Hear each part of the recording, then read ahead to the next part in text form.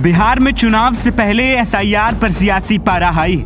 इस बीच चुनाव आयोग ने शुक्रवार 1 अगस्त को वोटर लिस्ट रिवीजन के पहले ड्राफ्ट को जारी कर दिया।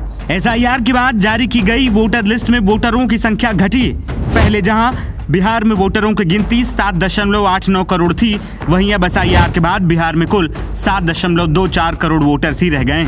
एसआईआर प्रक्रिया के तहत करीब 65 लाख मतदाताओं के नाम काटे गए। सभी नामों की लिस्ट राजनीतिक दलों को भी सौंप दी गई, जिसमें सबसे ज्यादा नाम पटना जिले से कटे, जिसमें दूसरे नंबर पर मधुबनी जिला है तो तीसरे नंबर पर पूर्वी चंपारण जिला है। आपको बता दें कि चुनाव आयोग के पूर्व के आंकड़ों के आकलन से 65 लाख से अधिक का नाम कटना तय था।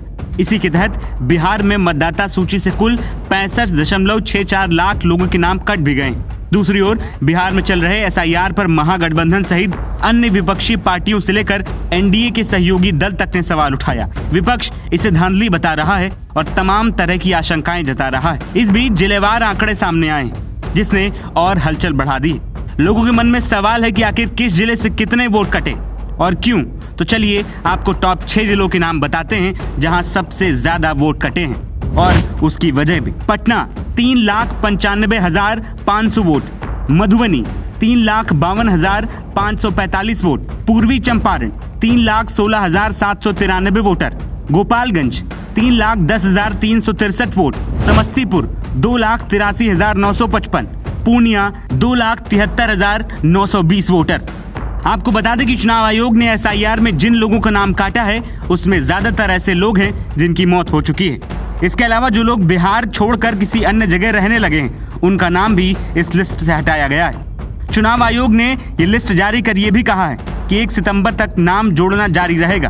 किसी को अगर आपत्ति है तो वो अपनी आपत्ति दर्ज करा सकता है। वहीं चुनाव आयोग की एसआईआर में सामने आया कि साल 2020 के चुनाव में जिन 10 सीटों पर सबसे ज्यादा नाम काटे गए, वहां पर 7 सीटों पर सत्तारूढ़ दल ने और 3 सीटों पर महागठबंधन ने जीत दर्ज की थी। नामों की कटौती से विपक्ष और पक्ष दोनों की ही टेंशन बढ़ गई।